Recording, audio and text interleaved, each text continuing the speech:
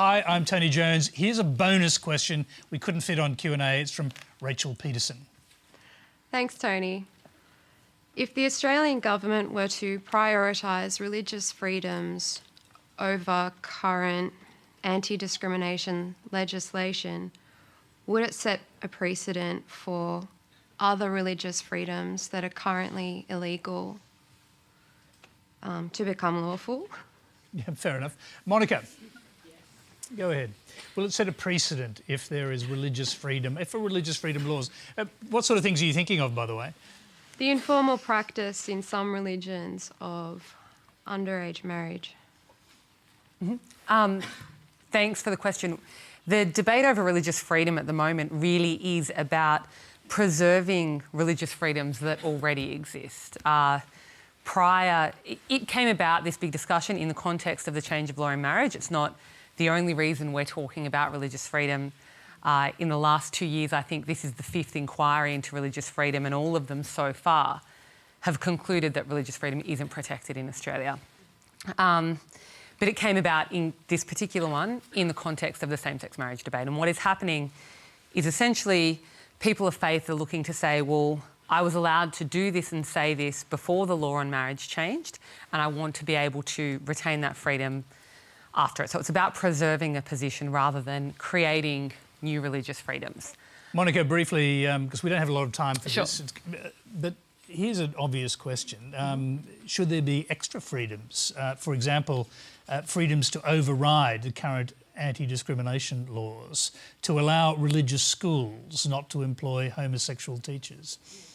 Well, the ability for a religious school to employ people who share and who practice their ethos are already in place. So what is being argued by some campaigners is that they now want to see those removed and taken away from religious schools. And we don't think that that should happen just because the law on marriage changed, that there shouldn't be a lesser freedom. Back to your question about whether or not that could open the way for underage marriage or things like that. Religious freedom isn't an absolute right. It's limited by, public health, public safety and public morals. And so there are reasonable limitations, and I would assert that underage marriage is probably one of the ones where we would put a limit on that. OK, Jim Molan, you're waiting for Philip Ruddock's report. Well, yes, and I certainly haven't seen Philip Ruddock's report, but there's a lot of balance of rights to go on here, and one of the rights that needs to be balanced is the right to maintain our culture as we go into the future. And some of the different religious freedoms that I think should be questioned refer to some religious practices which are not in accordance with our cultural activities, such as underage marriage and various other activities. I will wait until I see Philip's report. Would you like to see, for example, religious freedoms enshrined in law?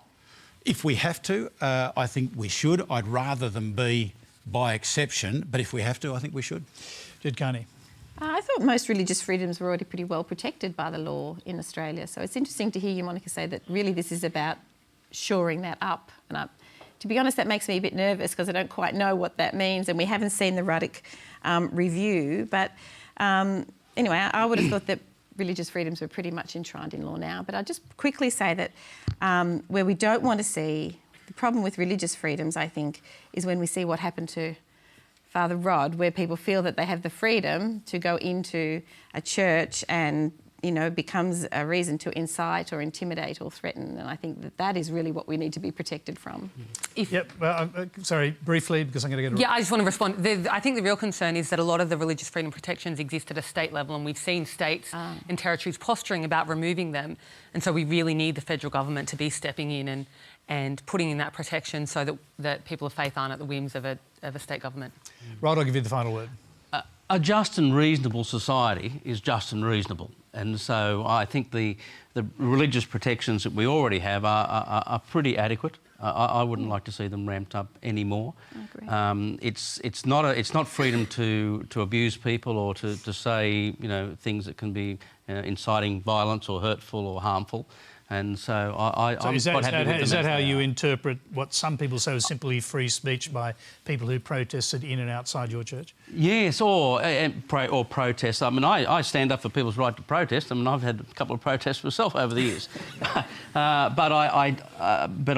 it's always been peaceful and non-violent. And I think when people take protest to the point where they are, standing outside women's reproductive health clinics, sticking photos in people's faces and that sort of thing, that's not protest, that's harassment, and they shouldn't be allowed to do that.